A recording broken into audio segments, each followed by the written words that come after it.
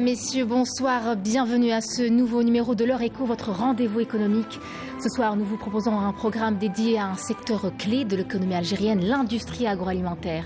Au cours de cette émission, nous explorons les multiples facettes de cette filière en pleine expansion, son remarquable essor, les facteurs qui ont permis son développement ainsi que les défis qu'elle doit relever pour prospérer dans un contexte économique en constante évolution. Ces dernières années, vous le savez sans doute, l'Algérie a connu une véritable transformation dans le domaine agroalimentaire, avec une croissance significative de sa production, une diversification accrue de ses produits.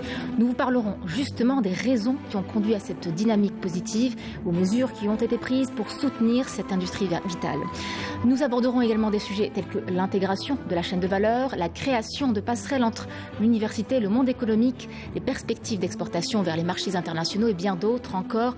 Nous vous expliquerons tout simplement comment cette industrie cruciale en Algérie peut contribuer à la diversification économique et à la réduction donc de la dépendance vis-à-vis des revenus pétroliers. Pour mieux comprendre les enjeux et perspectives de ce secteur si stratégique, nous avons parmi nous des experts, acteurs clés du secteur qui partageront avec nous leurs expériences, leurs connaissances et leurs visions pour l'avenir de cette industrie. Nous recevons ce soir Monsieur Mohamed Saïd Sharfaoui, directeur central en management holding Agrodiv.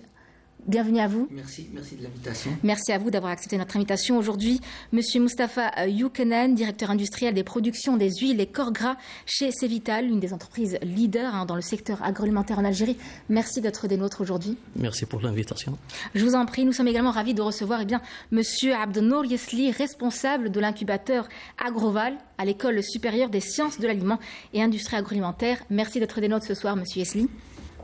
Ainsi que Monsieur Dr Mohamed Achir, fidèle au rendez-vous, comme tous les lundis, notre consultant en économie qui nous apportera son expertise ainsi que sur les enjeux et les défis bien sûr du secteur. Messieurs, encore une fois, bienvenue à vous. Alors nous allons tout d'abord débuter avec un état des lieux, un plan de situation avec vous, Dr Mohamed Achir. Quels ont été les principaux développements et l'essor observé dans l'industrie agroalimentaire en Algérie ces dernières années, depuis quelques années? Oui, on peut dire qu'il y a quand même des résultats assez intéressants dans le secteur agroalimentaire en Algérie.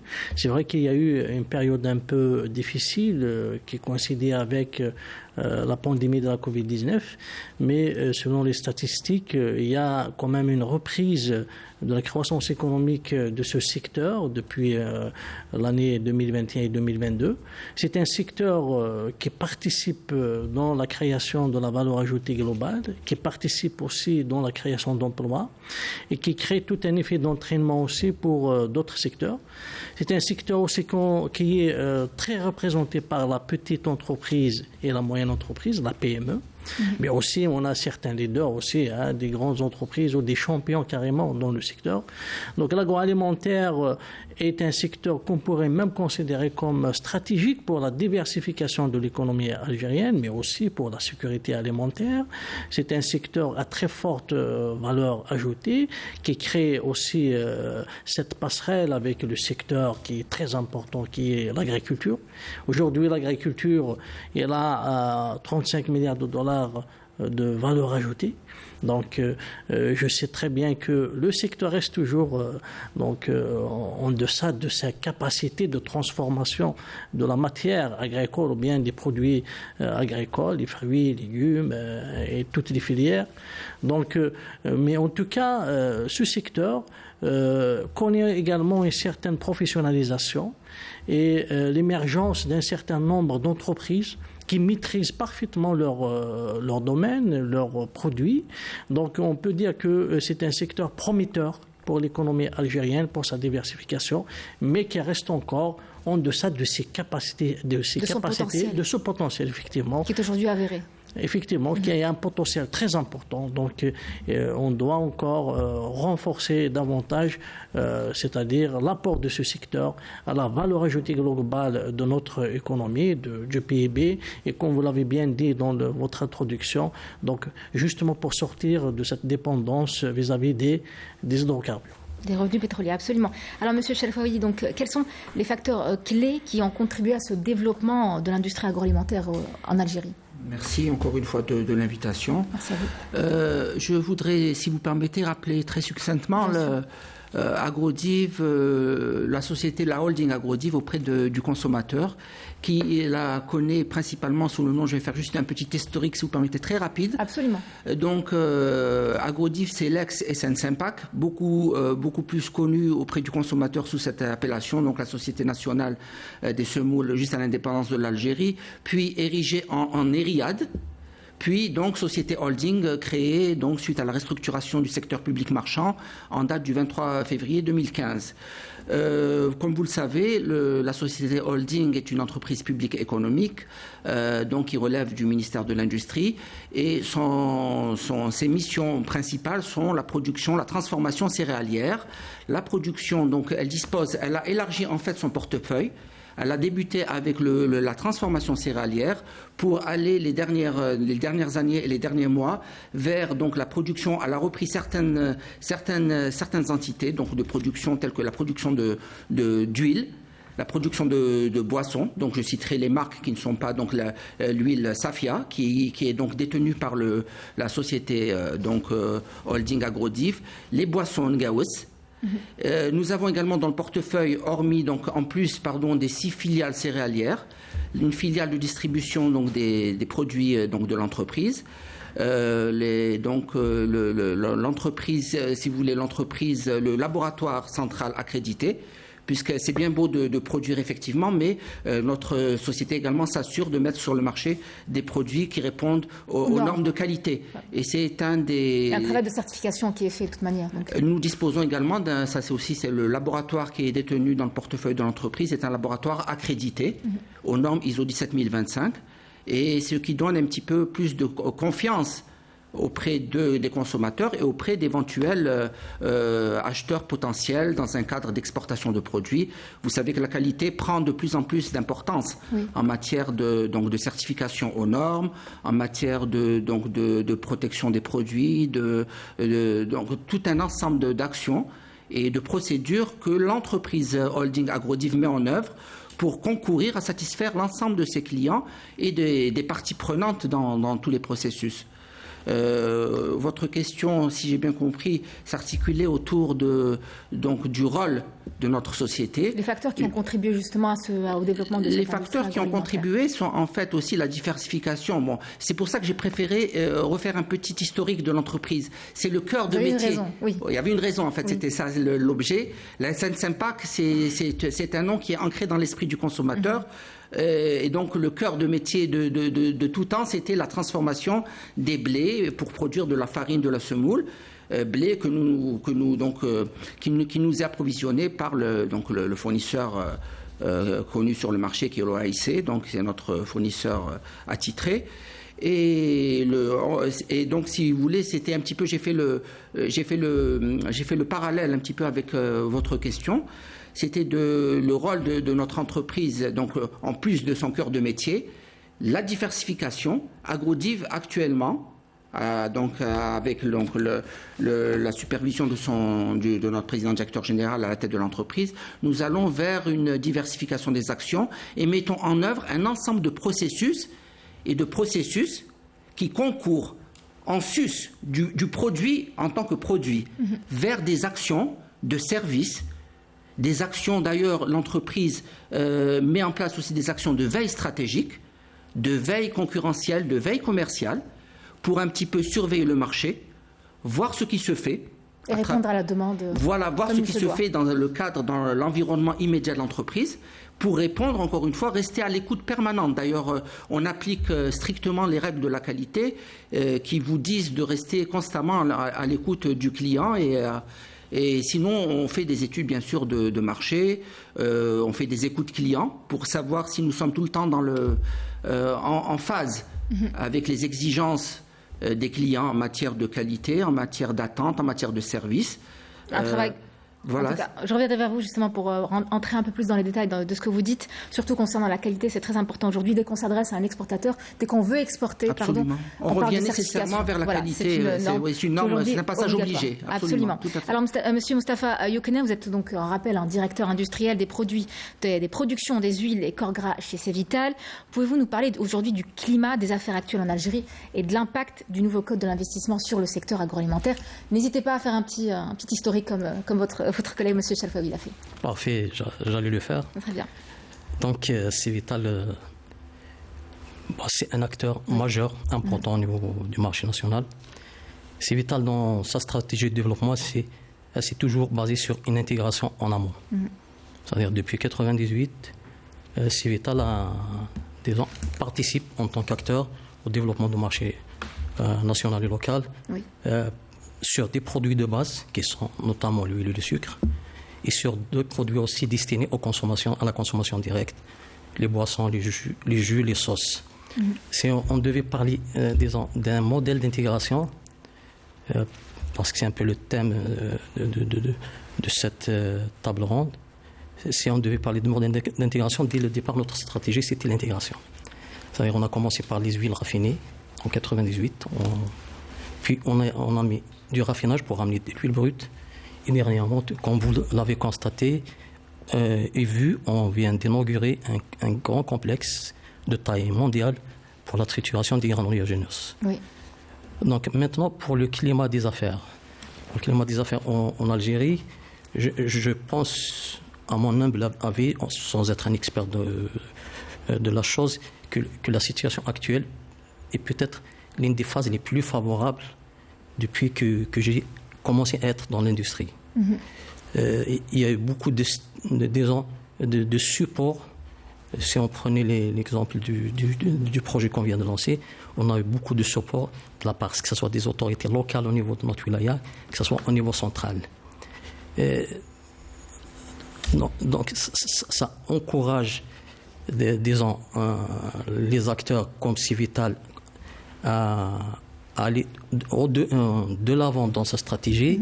Mais moi, si on devait parler du climat des affaires, c'est vrai que les sociétés comme Civital qui ont une certaine taille, comme Agrodiv, je dirais ils ont un certain poids. Maintenant, le climat des affaires, il faut qu'on le regarde du côté des petites. Comme disait le Dr. Haché, le potentiel est bien là, toutes les conditions sont aujourd'hui là pour investir et avancer. Tout à fait. Donc du côté des PME et des toutes petites entreprises qui sont disons, ce tissu industriel, les grands groupes comme nous n'auraient pas de sens, ou bien on serait complètement dépendant du marché extérieur. Ce qui n'est pas forcément la meilleure des choses à faire. Voilà. Alors, M. Abdelnour Yesli, donc on rappelle, vous êtes responsable de l'incubateur Agroval à l'École supérieure des sciences de l'aliment et des industries agroalimentaires. Pouvez-vous nous présenter déjà cet incubateur que vous représentez ce soir chez nous et son rôle dans le soutien à l'innovation et à l'entrepreneuriat dans le domaine de l'agroalimentaire? Je peux dire donc déjà l'École supérieure des sciences de l'aliment et des industries agroalimentaires, c'est une jeune école qui existe depuis 2017 en tant qu'école supérieure. Donc c'est une école qui est spécialisée dans l'agroalimentaire. Depuis 2017, donc l'école forme des ingénieurs dans 3 spécialités qui répondent aux besoins du marché. Donc les spécialités, donc elles sont de 3. Donc nous avons donc une qu'on appelle donc sciences de la conservation et du conditionnement des denrées alimentaires. Donc c'est une spécialité qui tend à répondre à un besoin de l'industrie ou bien de tous ceux qui sont dans la filière agroalimentaire. Quand on produit un aliment, il faut savoir comment le conserver. Donc cette spécialité permet justement de donner les outils à cet ingénieur pour trouver et mettre en place les solutions en fonction du produit, bien sûr, pour que le produit arrive chez le consommateur sain, c'est-à-dire sans aucun danger, et aussi pour préserver ses propriétés. Parce qu'il ne suffit pas d'avoir un aliment sain du point de vue microbiologique et physiologique, il faut qu'il plaise. Sinon, s'il s'oxyde au cours de route, donc c'est un aliment qui devient non consommable. On a aussi une deuxième spécialité, donc ça peut intéresser beaucoup les départements recherche et développement des sociétés. C'est la technologie des aliments fonctionnels. Donc c'est une spécialité qui vise à mettre sur le marché soit des nouveaux produits qui répondent aux besoins de la société, ou alors à maintenir des parts de marché. Parce qu'aujourd'hui, nous sommes dans un marché très concurrentiel. Tous les industriels, leur souhait, c'est de rester sur leur segment et même d'être leader face à une concurrence qui est très rude. Donc, ces ingénieurs-là peuvent trouver facilement leur place dans les départements recherche et développement des sociétés, surtout des grands groupes. Est-ce que ces spécialités, vous avez justement installé ces spécialités suite à une demande du marché? Oui, alors c'est des spécialités qui ont été donc installées suite à des demandes. C'est-à-dire qu'avant de les lancer, donc il y a eu comment dirais-je, donc on a fait comme une petite enquête. Oui, c'est-à-dire que nous sommes en contact avec les industriels, donc il y a eu une attente. Donc on a essayé donc de répondre à cette attente en lançant donc des formations typiques qui puissent répondre à ces besoins. Elles ont intéressé les jeunes aujourd'hui. Donc on peut dire que nos ingénieurs s'orientent vers ce genre de formation. Oui, il y a des classements, vous savez, donc à l'intérieur ces 3 spécialités, il y a des classements en interne et souvent donc on n'a pas de souci de recrutement. Ça veut dire que c'est des spécialités. Ils sont optimistes quant au débouché que ça peut donner. Ça ne pose aucun problème. Au contraire, je peux dire qu'on a un sens inverse, qu'on a beaucoup d'étudiants, au lieu qu'ils partent vers l'industrie, malheureusement, ils partent à l'étranger pour des études doctorales. Donc ça, ce n'est pas l'objectif de l'école. Pour nous, on dit que c'est une perte. C'est-à-dire, pour vous dire, donc l'attractivité de cette formation et aussi les industriels qui nous font beaucoup confiance puisque chaque fois, donc, on a des recrutements, surtout il y a qui viennent à l'école et qui demandent facilement donc, des CV pour des recrutements. Donc, c'est-à-dire que c'est une école qui a un fort potentiel en termes donc, de recrutement de par les industriels.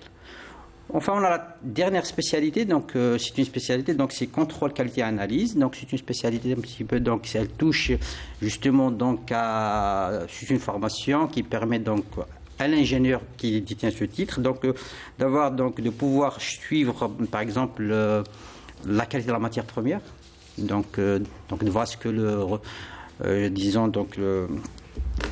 cahier des charges est respecté, de suivre la qualité du produit durant le process et aussi avant sa libération. Donc aujourd'hui, comme l'a dit M. Chalfaoui, la qualité, c'est vrai, il faut produire, mais il faut produire avec de la qualité. Donc il faut répondre aux standards de qualité qui sont de plus en plus très exigeants. Même le consommateur algérien ne consomme plus de la même manière il y a 20 ans. Donc aujourd'hui, plus on avance, plus il est très exigeant. Donc l'industrie se doit de mettre sur le marché des produits de qualité.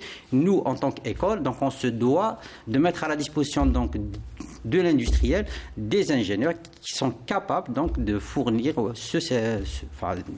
d'exécuter la tâche qui leur est demandée, c'est-à-dire d'assurer que le produit mis sur le marché répond aux normes actuelles. C'est ça. Alors, M. Cherfaoui et M. Youkounen, donc la question vous est adressée à vous deux. Donc, vous êtes intéressés. C'est intéressant de voir qu'il y a des jeunes aujourd'hui qui sont formés chez nous, en Algérie, et qui trouveront forcément du travail au sein de grandes entreprises comme les vôtres. Absolument. Je prends la parole. Allez-y, oui. Très bien. Le hasard, en fait, a voulu que je sois agréablement surpris en rentrant dans vos studios et rencontrer M. Isli, que je connais. Je pense que c'est réciproque. Exactement. Non, donc sur le côté humain, évidemment, oui. Et sur le côté professionnel. Je voudrais justement, en répondant à votre question, vous signaler que la holding Agrodiv est en étroit partenariat, je dirais, avec l'École supérieure des sciences de l'aliment, puisque nous travaillons de façon... Il y a des accords entre l'école et nous-mêmes. Nous sommes conscients de l'intérêt des travaux qu'ils mènent dans le cadre de la recherche agroalimentaire. Et nous, en tant que producteurs et donc dans le secteur agro-industriel, j'utiliserai ce terme, agro-industriel, agroalimentaire, font que nous avons des besoins bien précis.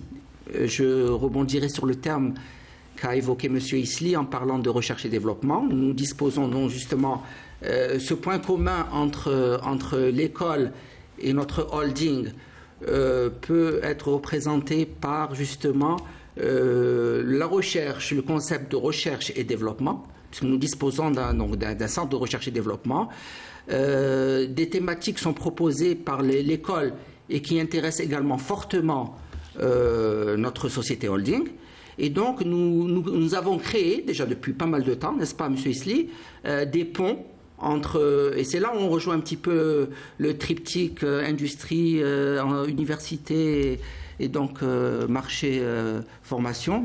Nous avons réussi à créer des ponts, à tisser des passerelles entre le secteur de l'enseignement supérieur et de la recherche et développement avec le secteur, le nôtre, le secteur industriel, qui ne reste pas uniquement confiné dans de la production stricto sensu, mais qui va au-delà puisqu'on essaye justement d'innover de créer, d'améliorer, de créer de nouveaux produits. Et c'est là où le partenariat, les passerelles créées entre le secteur économique, puisqu'on nous sommes des opérateurs économiques, oui. Que nous soyons du secteur public ou privé, peu importe, nous représentons l'économie nationale. Absolument. Le but, c'est de pallier à donc de réduire, si vous voulez, d'être moins dépendant des importations. Et ceci peut se faire à travers de l'innovation, de la création de nouveaux produits. Et ce travail se fait de façon étroite et conjointement avec des organismes, des instituts de recherche et de développement, donc qui relèvent de l'enseignement supérieur et le secteur industriel. Et sachez également que notre ministère de tutelle également, il y a des programmes avec le ministère de l'enseignement supérieur, des programmes ce qu'on appelle le PNR, le Programme national de recherche. Là, j'en touche un mot parce que c'est important de le relever. Ces PNR-là intègrent donc le secteur industriel public et fait appel également aux compétences de l'enseignement supérieur et de la recherche au niveau des instituts de recherche et des centres de recherche qui relèvent du ministère de l'enseignement supérieur et de la recherche scientifique. Et c'est là que nous arrivons à relier, si vous voulez, les deux secteurs, à savoir l'enseignement et l'industrie, et où des ponts sont tissés pour aller de l'avant, innover, créer et plus rapidement, absolument, tout à fait. Alors, Monsieur Kenen, donc ce que nous disait Monsieur Yesli ici, donc qui représente l'école, l'incubateur, etc. Les SAIA, c'est ça, les SAIA. Donc, ces nouvelles spécialités installées aujourd'hui en Algérie, est-ce qu'on fera peut-être plus appel à des profils qu'on ramène de l'étranger? Alors, sur l'aspect ressources humaines, tout à l'heure, je voulais compléter en parlant de la force ou l'atout qui a permis à l'industrie, à l'agro-industrie de se développer. Un des atouts, c'est les ressources humaines, et j'ouvre un guillemets, notamment ressources humaines techniques. Nous avons un réseau d'universités et d'écoles qui forment de bons ingénieurs et de très bons techniciens. Ça, c'est un des atouts qui a permis cet essor-là. Maintenant, en parlant d'universités ou d'écoles et de l'entreprise, je pense qu'il y a beaucoup de choses qui se sont faites. De côté de Civital, par exemple, il y a plusieurs conventions avec l'université de Béjaïa, de Mostaganem, beaucoup d'universités de Cité. Porté leurs fruits. Alors, c'est là où moi, je préfère parler d'axes de développement. Okay. C'est un des axes qui pourrait amener encore plus et renforcer encore plus l'agro-industrie. Notamment parce que ce qu'il faut savoir, c'est que la coordination, moi j'estime, je ne généralise pas, mais j'estime qu'il y a beaucoup de travail à faire en termes de coordination et surtout rechercher les centres d'intérêt communs. C'est-à-dire, tout à l'heure, avec M. Isli, on discutait de ça, on disait il faut qu'on arrive à trouver les synergies qui permettent de trouver des points qui intéressent à l'application du fondamental, ramener le fondamental universitaire à l'application, à la pratique au niveau des entreprises et qui permettra aux entreprises justement d'améliorer les différents processus. Aujourd'hui, il y a beaucoup d'accompagnement, mais j'estime que le chemin est encore long et c'est un des leviers, pour moi c'est un des axes de développement qui pourrait porter l'agro-industrie vers un niveau de compétitivité mondial. Parce que si on parle de ça, Civital est un acteur international. Ouais. C'est pour info, 2% du sucre produit à travers le monde, il est algérien. Et pour être compétitif, justement, c'est tous les standards qu'il faut mettre. On est de très grands consommateurs. Exact. On est de grands consommateurs. Non, mais 55%, il est sur le marché international. Donc, pour justement arriver à faire compétition aux grands de ce monde dans le domaine de l'agro-industrie, il faut être compétitif, il faut avoir les ressources.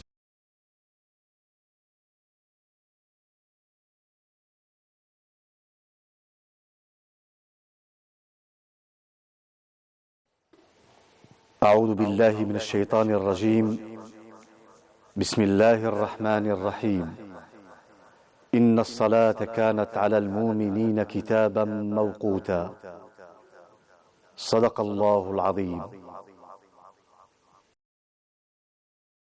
الله أكبر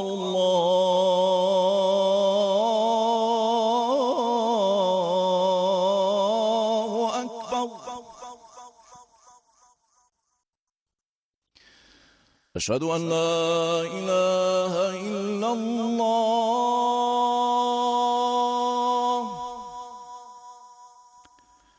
أشهد أن لا إله إلا الله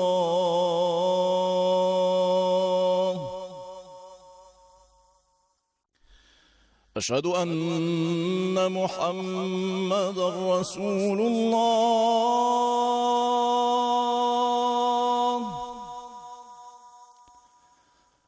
أشهد أن محمدا رسول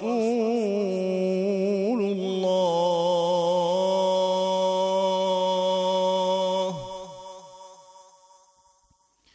حي على الصلاة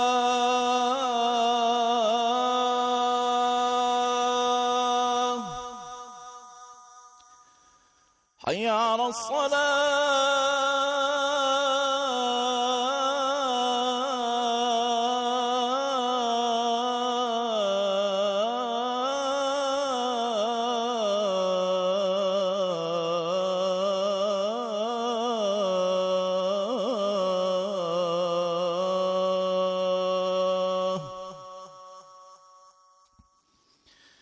حي على الفلاح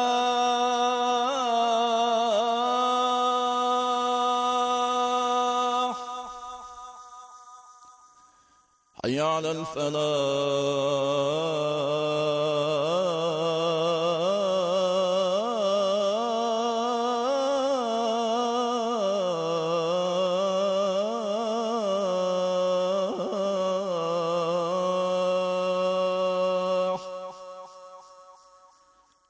الله أكبر الله أكبر لا إله إلا الله اللهم رب هذه الدعوة التامة والصلاة القائمة آت محمدا الوسيلة والفضيلة وابعثه مقاما محمودا الذي وعده. Il faut avoir la technologie et tout ce qui va avec le développement, que ce soit des produits, que ce soit des process. Absolument. Alors, monsieur docteur Yeshea, donc monsieur Youkenen parlait de compétitivité internationale, voire même mondiale. Quelles sont aujourd'hui les perspectives et les stratégies envisagées à adopter justement pour conquérir ces marchés internationaux et diversifier les exportations dans le secteur agroalimentaire en Algérie pour se libérer déjà de la rente pétrolière? L'Afrique aussi, bien entendu, un marché énormissime. Effectivement. Mais il faudrait une stratégie globale qui va intégrer tous les maillons de la chaîne en amont et en aval, c'est-à-dire de l'agriculture jusqu'au produit fini. Donc il y a toute une chaîne de valeur nationale qu'il faut construire. Mais aussi, bien entendu, une chaîne de valeur doit être internationale. Donc on ne peut pas viser des marchés à l'export si on ferme un peu notre économie à l'extérieur. Donc il y a toujours nécessité de faire des partenariats avec des étrangers. Maintenant, il y a quand même une certaine émergence de clusters et de pôles de compétitivité dans certaines villes. C'est de très bons exemples qu'il faudrait encore consolider, mais il faudrait aussi reproduire ces expériences tout en prenant en considération les vocations territoriales. Parce que c'est très important, développer des clusters ou bien des pôles de compétitivité à travers des vocations territoriales, surtout en termes agricoles. Là où il y a de l'agriculture, il y a du surplus des produits, et justement investir davantage dans la construction de ces chaînes d'abord, allant de l'agriculture jusqu'au produit fini, et puis intégrer toutes les activités connexes. Parce que on parlait tout à l'heure justement de la recherche et développement, c'est très très important parce que le produit alimentaire est un produit de consommation, donc est un produit très exigeant en termes de normes sanitaires aussi. Et là, justement, pourquoi j'ai commencé par dire tout à l'heure que on a des champions, certes, qui sont là d'ailleurs, on a 2 champions ici, public et privé, mais la quasi-totalité, elle est dans la petite entreprise qui est active dans l'agroalimentaire. Mais est-ce que cette petite entreprise a su développer le contenu.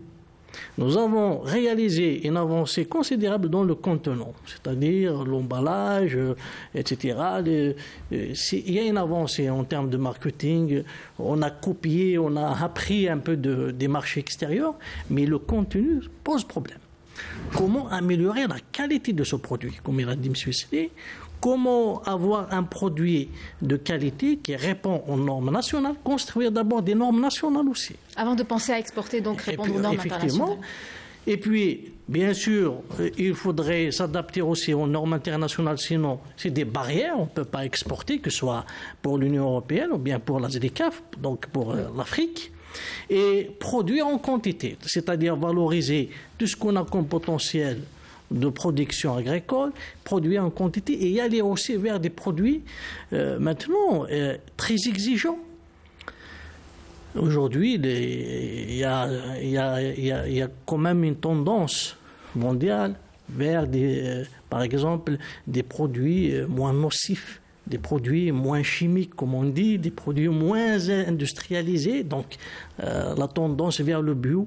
C'est-à-dire, si on prend par exemple les jus, moins de sucre, moins de colorants, un colorant industriel, ou des colorants naturels par exemple, des colorants naturels. Et notre pays justement dispose de la matière première. Nous avons quand même un pays riche, nous avons la flore qui peut nous permettre, et bien nous avons une agriculture aussi, qui peut nous permettre justement d'investir dans un maillon très très important, qui est à très forte valeur ajoutée et qui pose problème pour l'agro-industrie algérienne. C'est la matière première agroalimentaire, c'est les intrants agroalimentaires. Et nous pouvons créer de la valeur ajoutée très importante dans le développement de l'industrie des intrants agroalimentaires. Et avec des intrants aussi, en empruntant bien sûr une approche de durabilité, c'est-à-dire bio, etc., naturelle, et de valorisation de ces ressources naturelles et agricoles que nous disposons. Donc voilà, c'est-à-dire c'est pour cette raison que j'ai dit c'est global, c'est une stratégie, et le potentiel existe. Et maintenant, nous avons aussi la question de l'exportation. Aujourd'hui, pour exporter, il y a le potentiel, certes, mais nous devons aussi organiser le marché. Est-ce que le marché agroalimentaire est suffisamment organisé? Réglementé. Oui. Est-ce qu'il est suffisamment réglementé? Donc c'est une question aussi qui se pose. On a des expériences maintenant de certaines entreprises publiques qui essaient quand même d'activer, de réguler un certain nombre de produits, mais qui sont subventionnés comme Agrodiv, donc les céréales, etc. Mais récemment, on est passé même aux légumes secs, donc avec la filière. Donc il y a nécessité aussi d'organiser en aval, c'est-à-dire, j'ai parlé tout à l'heure, en amont, tout ce qui est recherche et développement, valorisation des intrants, valorisation de toutes les ressources agricoles disponibles, encourager la petite entreprise à y aller vers la qualité et non pas juste acheter de l'emballage, une machine d'emballage et vendre je ne sais pas quoi. Donc il faut les accompagner pour qu'elles passent à la qualité, parce que Civita, Agrodiv, ils peuvent même en disposer de leur propre laboratoire. Mais est-ce que la petite entreprise peut se permettre? Non. C'est pour cette raison que les politiques publiques aussi doivent viser directement la petite et moyenne entreprise pour l'aider ou bien créer des synergies, d'où aussi la nécessité d'y aller le système de clusters. Parce que les clusters, il y a une association de plusieurs opérateurs qui sont actifs dans le domaine et qui peuvent partager de la recherche et développement. Type d'organisation. Effectivement. Et il y a, après, ça on est dans l'industriel, on est dans l'économie conventionnelle, mais maintenant aussi, on a une autre économie aussi qui se développe. C'est un peu l'économie circulaire, le commerce équitable et l'agriculture bio. On a l'agriculture, c'est-à-dire de petite échelle, c'est l'agriculture familiale. Donc il y a aussi des produits de terroir et tout ça aussi. C'est de l'industrie aussi. Mais il faudrait lui permettre aussi d'évoluer tout ce produit. Avec la labellisation, nous avons fait une émission la dernière fois sur les dates, par exemple. Donc toute cette spécificité territoriale dans l'industrie agroalimentaire artisanale, il faut la valoriser également parce que d'abord, il crée de l'emploi, il fait employer beaucoup de personnes, mais aussi, il a un potentiel en valeur ajoutée. Les produits bio de terroir sont beaucoup plus chers que les produits industriels. Absolument, merci pour cette très belle analyse. Alors rapidement, docteur Yachir, vous parlez de la ZLECAf, j'aimerais juste relever quelque chose. Donc la ZLECAf qui est déjà timidement opérationnelle, on le sait, on en a parlé lors il y a 3 semaines de cela. Est-ce qu'elle sera opérationnelle à travers de nouvelles infrastructures? Est-ce que justement l'avancement de la route transsaharienne peut être faciliter l'accès justement aux marchés africains pour l'industrie agroalimentaire en Algérie? Tout à fait. Donc déjà la position géographique de l'Algérie, c'est la porte de l'Afrique. Et il y a cette construction de l'infrastructure de transport, donc la transsaharienne. Et il y a aussi, on prévoit des zones franches aux frontières sud, comme Taman Rasset par exemple. Donc tout ça va permettre, parce que si on prend par exemple les boissons, nous avons quand même une production abondante dans les boissons. Pourquoi ne pas exporter? L'Afrique est donc, parce que le niveau d'industrialisation agroalimentaire en Afrique est très faible. Nous sommes très avancés par rapport à la majorité des pays africains dans l'industrie agroalimentaire. Nous avons un leader, par exemple, c'est Vital. Hein. Nous avons aussi, même dans la production pharmaceutique d'ailleurs, hein, la demande existe. La demande existe. Maintenant, l'État est en train justement de mettre les moyens, comme les mesures qui sont liées aux succursales bancaires au niveau de certains pays africains. Il y a cette infrastructure déjà qui est construite. Et puis, les zones franches aux frontières aussi, pour permettre non seulement de faire, c'est-à-dire des plateformes logistiques d'exportation, mais aussi parce qu'une zone franche, il y a aussi un parc industriel. Donc on peut permettre à des entreprises de s'installer dans ces zones, produire et exporter à partir de Taman Rasset, par exemple, à partir d'Élysée. Vous voyez un peu une stratégie. Et l'Afrique, justement, c'est un potentiel très important qui peut être, c'est-à-dire bénéfique pour l'exportation algérienne. Absolument. Alors aujourd'hui, M. Yesli, comment est-ce que les incubateurs peuvent s'ouvrir sur les marchés industriels à l'image d'Agroval? Il faut dire que donc, les incubateurs, donc, c'est une nouvelle pierre ajoutée à l'édifice universitaire. Donc ça a démarré, disons, à l'échelle nationale à partir de cette année. Donc les incubateurs sont au niveau des écoles ou des universités, justement, ils ont comme but, c'est déjà de transformer un projet académique en un projet industriel. C'est-à-dire, dans le passé, on a toujours reproché à l'universitaire, certes, il a fait un beau travail, mais qui reste dans les tiroirs de l'université, via de sa bibliothèque. Aujourd'hui, justement, grâce à ces incubateurs, on va passer donc d'un projet académique vers un projet industriel, certes de petite taille, mais tout dépend du porteur du projet. Si le porteur du projet est dynamique, un petit projet peut devenir un grand groupe. C'est-à-dire là, c'est la volonté donc, du porteur de projet. Donc l'incubateur, par exemple, comme si je donne l'exemple donc l'incubateur de l'ESAIA à Groval, donc sa mission c'est quoi? C'est d'accompagner un porteur de projet. Donc ce porteur de projet, il a une idée. Cette idée, il a un encadrement, c'est-à-dire son promoteur généralement, et l'incubateur donc va lui donner des outils généralement économiques. C'est-à-dire donc il va l'aider à faire son business plan. Il va l'accompagner, par exemple, si c'est une idée novatrice, donc à déposer un brevet. Il va mettre à sa disposition donc tout un matériel pour faire son prototype produit. Un espace dans lequel donc il n'a pas à aller louer, par exemple, par la suite un espace pour travailler, mais il aura un espace à l'intérieur de l'incubateur dans lequel il aura tous les outils pour justement développer son projet avec un tutorat, c'est un coaching. Donc tous les experts dont il aura besoin, l'incubateur les mettra à sa disposition. L'avantage, c'est que tout cet accompagnement se fera, je dirais, presque gratuitement. C'est le ministère de l'Enseignement supérieur qui prend en charge toutes les opérations. C'est-à-dire, si vous avez besoin donc, d'un coach dans un domaine bien précis, on le mettra à votre disposition et le porteur de projet ne paie rien. Donc ça, c'est-à-dire c'est une chance que le ministère donne à tous ces porteurs de projet pour justement passer donc de l'académique vers l'industriel, ce qui va se répercuter donc à moyen terme par la création de micro-entreprises. Donc ça veut dire que c'est de l'emploi. Et on aura donc des parts de marché qui, peut-être certains sont occupés par des importations. À l'avenir, elles seront occupées par un produit local. C'est-à-dire ce sont ces porteurs de projets universitaires qui vont prendre cette place. Bien sûr, l'incubateur il a aussi un deuxième volet, c'est de s'ouvrir vers l'industrie. C'est-à-dire aujourd'hui, pas aujourd'hui dans l'immédiateté, mais à l'avenir, donc les incubateurs, en s'ouvrant vers l'industrie, ils peuvent en quelque sorte, ou bien je dirais que les industries peuvent externaliser leur département recherche et développement.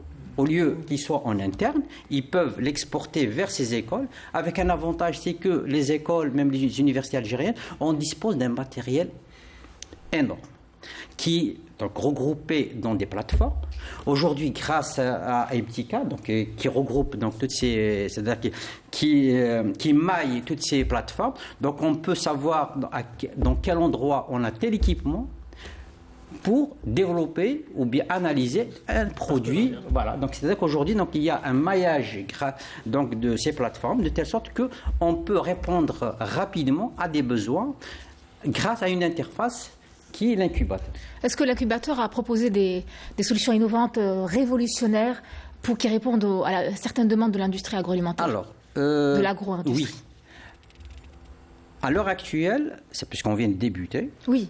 Donc, nous avons surtout des projets académiques qui sont accompagnés pour devenir des projets industriels. Donc, qui sont des idées très novatrices. Ce sont des prototypes pour l'instant. Oui, il y a des idées novatrices. Il y a, bon, pas au niveau de notre école, mais puisque nous sommes un réseau, donc on sait qu'il y a donc au niveau de certaines écoles, certaines universités, donc des projets qui sont vers des brevets. Est-ce qu'on peut avoir un petit exemple ou deux? Là, pour l'instant, je ne pourrais pas vous le donner parce que certains ne sont pas encore brevetés. Donc, il y a la confidentialité. Donc, j'ai accès à beaucoup de ces informations-là. Donc, mais pour vous dire que propriété intellectuelle, forcément. Voilà, il y a une dynamique qui est lancée.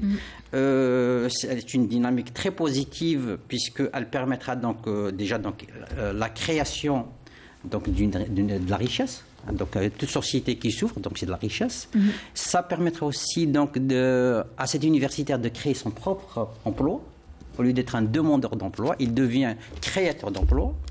Et aussi donc ça va contribuer à cette dynamique de l'agroalimentaire en Algérie, de l'industrie agroalimentaire, où, comme vous le voyez, dans tous les secteurs, sont demandeurs. C'est-à-dire, quand je parle d'agroalimentaire, vous savez, c'est très vaste. Donc, vous avez les corcrales, les céréales, les fruits, les légumes. Donc, chacun de ces secteurs-là est demandeur soit d'innovation ou bien de compétences. Et là, donc, l'université, l'enseignement supérieur et surtout les écoles qui sont versées dans l'agroalimentaire donc, peuvent apporter un plus à cette dynamique. Et bien sûr, ce qu'on souhaite, c'est d'abord une autosuffisance. Absolument. N'est-ce pas? Et aussi, pourquoi pas, améliorer la sécurité alimentaire aussi. Oui, s'ouvrir à l'extérieur, c'est-à-dire exporter. On a des produits qu'on peut exporter. Bien sûr, pour les exporter, il faut qu'il y ait de la quantité, de la qualité, parce qu'on ne peut pas exporter un jour et le lendemain, on n'a rien à exporter. Absolument, il y a toute une stratégie qui a tracée. Voilà. Très bien, merci Monsieur Esli. Alors donc on a bien compris, le secteur agroalimentaire contribue bien sûr à la création d'emplois, de richesses en Algérie et d'opportunités aussi pour les jeunes diplômés, donc issus notamment de l'ESAIA. Voilà. Donc dites-nous, Monsieur Chelfaoui, quelles sont les mesures prises pour promouvoir l'agriculture durable et l'utilisation de pratiques respectueuses aujourd'hui? C'est important. C'est très important, tout à fait, c'est bien vu. En fait, au niveau de notre société holding, des mesures sont prises pour aller vers aller vers l'application en fait de normes internationales qui touchent à différents secteurs. Donc le produit proprement dit, tout ce qui est donc normes. Quand on est dans l'agro-industrie, vous savez que certaines exigences ne doivent pas échapper à l'opérateur économique. Qui doit être très attentif aux normes de sécurité, de salubrité du produit. Donc tout ce qui est, je parlerai peut-être techniquement en faisant référence aux normes ISO internationales qui touchent, donc je citerai en vrac la norme ISO 22000, la norme HACCP, Hazard Analysis Critical Control Point, qui est donc la norme relative au point névralgique de sécurité dans un processus de fabrication. Il y a également les normes ISO relatives au management, donc qualité, environnement, donc tout ce qui... Et à côté de ces normes-là, permettez-moi aussi de mettre en évidence d'autres normes qui ne touchent pas spécialement au produit en lui-même, mais à l'environnement dans lequel vont être menés les différents processus de fabrication et aussi la place de l'entreprise dans son environnement avec les parties prenantes. La responsabilité. J'allais revenir là, exactement, monsieur l'expert. C'est par rapport à la RSE, la norme RSE, alors que sachez que l'entreprise, la holding Agrodiv, est en train, comme dans le langage de la qualité, le langage c'est step by step. Donc, commencer un processus, parce que quand on commence plusieurs actions, généralement, on n'en finit jamais réellement une de façon dite claire et précise. Donc, nous entamons les démarches d'accompagnement avec des organismes publics. Je citerai qui est connu, donc l'Institut algérien de normalisation, avec lequel nous travaillons, d'autres organismes nationaux tels que l'INPED. Moi, je reste dans la visée des démarches qualitatives, hein. Donc accompagnement au système de management intégré, et plus de nouvelles normes que la société, justement, compte mettre en place. Parce que vous savez que le climat des affaires, le business, donc dans le domaine de tout ce qui est production et travail au sein d'un processus alimentaire nécessite certaines actions et certains processus. Donc, comme l'a dit si bien Monsieur l'expert, on revient sur la fameuse norme RSE qui est très importante, l'ISO 26000, je la cite. Il y a aussi également des normes sur lesquelles c'est inscrite notre société holding. C'est aussi la norme ISO 37001 par rapport au domaine. C'est la norme aussi anticorruption. C'est des normes quand même qui ont leur intérêt pour donner confiance, travailler dans un cadre transparent. C'est pour ça que je voulais faire le distinguo entre des normes spécifiques à la bonne marche d'un processus de production. Comme celles qui sont spécifiques au produit en lui-même. Au produit en lui-même. Et il y a des normes à côté, et c'est ça que le citoyen lambda doit savoir, pas spécialement parce que c'est technique, mais il y a des normes par rapport à l'environnement de travail, par rapport à la santé, à la sécurité sur les lieux de travail, par rapport à un ensemble d'autres procédures qui font que nous allions vers un climat un environnement, ce qu'on appelle la responsabilité sociétale des entreprises, qui ont aussi un rôle prépondérant dans cette démarche. Très bien. Alors, en termes de, justement, on n'a pas parlé de la logistique. En termes de logistique, quels sont les investissements, Monsieur Youkanen, donc les investissements prévus dans l'infrastructure logistique pour soutenir la croissance de l'industrie agroalimentaire en Algérie, notamment en termes de stockage et de transport des produits? Qu'est-ce qui est fait à votre niveau? En fait, pour parler d'agro-industrie, on ne peut pas parler que de l'industrie. Il y a toute la partie supply chain qui est un élément qui est assassiné le plus important. Transport, distribution. Exact. Transport, stockage, distribution. Si on prend aujourd'hui, si on regarde le tissu industriel, agro-industrie en Algérie, j'ai vu pas mal de pays de la région, on peut dire qu'on a un des tissus technologiques les plus intéressants.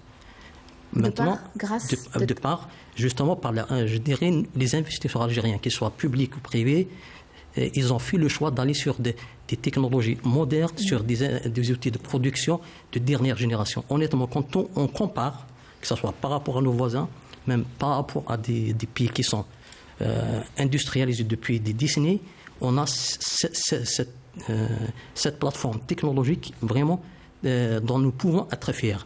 Mais vous avez raison, c'est un préalable, c'est un atout, mais ce n'est pas tout. La partie logistique, disons, c'est celle qui permet d'être agile. Parce qu'aujourd'hui, si on prend un petit exemple, on va aller demander on prend Google, on fait une recherche, on choisit des entreprises au hasard, chinoises, turques, algériennes. On demande une simple cotation. On sera étonné que les Turcs ou les Chinois, dans les heures ou peut-être l'heure qui suivent, ils transmettent une offre. En plus, ils ne se contentent pas de ça. Si on ne donne pas suite, il revient pour poser d'autres choses. Donc, pour être sûr de pouvoir capter la exactement. Exactement. Et c'est cette agilité aujourd'hui sur laquelle nous devons travailler. Et quand on dit agilité, il faut être agile à répondre aux besoins du client. Ce n'est pas nous qui décidons qu'est-ce que veut le client. C'est le client qui décide. Il faut qu'on s'adapte à sa demande et aussi que ce soit dans les délais. Maintenant, pour être agile aussi, il y a toute la partie logistique. Un des atouts aujourd'hui de notre groupe, c'est cette partie logistique. Nous avons des terminaux portuaires qui permettent des déchargements de navires de 50 000 tonnes en 48 heures. C'est des systèmes automatisés avec des systèmes de convoyage, de stockage.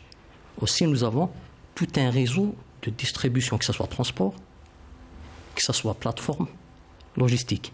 Et un des atouts qui permettra à nos entreprises, à notre industrie agroalimentaire d'être compétitive, c'est la logistique. L'atout, c'est le temps.